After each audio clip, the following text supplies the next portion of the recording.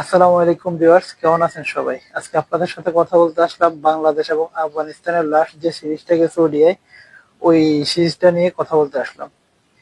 কি করব, ওদেরকে নিয়ে তো কথা বলতে ইচ্ছা করে। ওদেরকে নিয়ে কথা বলতে গেলে মন চায় যে কাশেম কাকার মাইক ভাড়া করে এনে গালিগালাজ করি।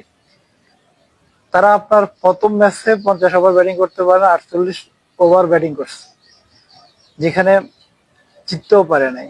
পরের ম্যাচে 191 রানের টার্গেট, আপনার বাংলাদেশ খেলছে 28 ওভার 3 বল, 109 রানে অল আউট হয়ে গেছে। এটা কোনো কথা ভাই?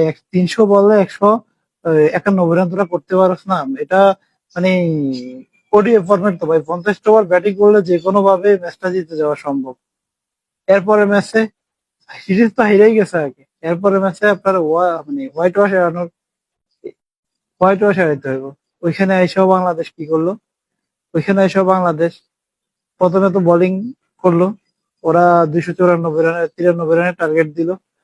বাংলাদেশ মনে করেন ব্যাটিং নামলো সাইফ এবং নাইম, তারা যে কেন বাংলাদেশ থেকে উড়াই নিছে, টিম ম্যানেজমেন্টে ভালো জানে। নাইম শেখের না পারে ব্যাটিং, না পারে ফিল্ডিং, না পারে ঠিক মতো একটু ঠেক দিতে।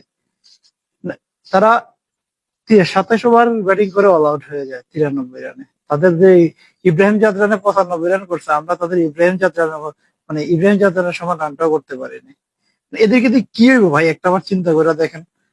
মানে ওডিআই ফরম্যাটে যেখানে 50 ওভারের খেলা, তোরা ভাই 50 ওভার যে কোনো ভাবে ব্যাটিং করলে এইসব ম্যাচ অনায়াসে জিতে যাওয়া সম্ভব।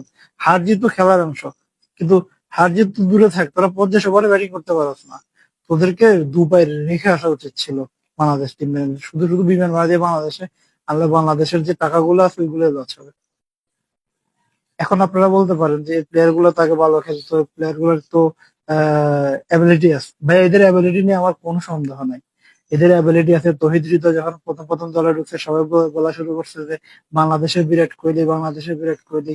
মেহেদী হাসান মিরাজ যখন জাতীয় দলে আসলো, সবাই বলা শুরু করে দিল এই তো বাংলাদেশের সাকিব আল হাসান। তানজিদ তামিম যখন আসলো, তখন বললো যে আমরা এক তামিমকে হারাইছি, আরেক তামিমকে পেয়ে গেছি। ওমর জাকির আলী অনেক, আফিফ হোসেন ধ্রুব, শামীম পাটোয়ারি, একের পর এক যখন ফিনিশার বাইর হইলো, সবাই বলতেছে আমরা মাহমুদুল্লাহ রিয়াদের রিপ্লেসমেন্ট পাই গেছি। এরপরে নুরুল হাসান সোহান, জাকির আলী অনেক, এদেরকে বলতেছে কি মুশফিকুর রহিমের রিপ্লেসমেন্ট পাই গেছে। আসলে ভাই আমরা কি আদৌ আদৌ কি এই চারজনের রিপ্লেসমেন্ট কি আমরা পাইছি? মাশরাফিরটা তো বাদে দিল।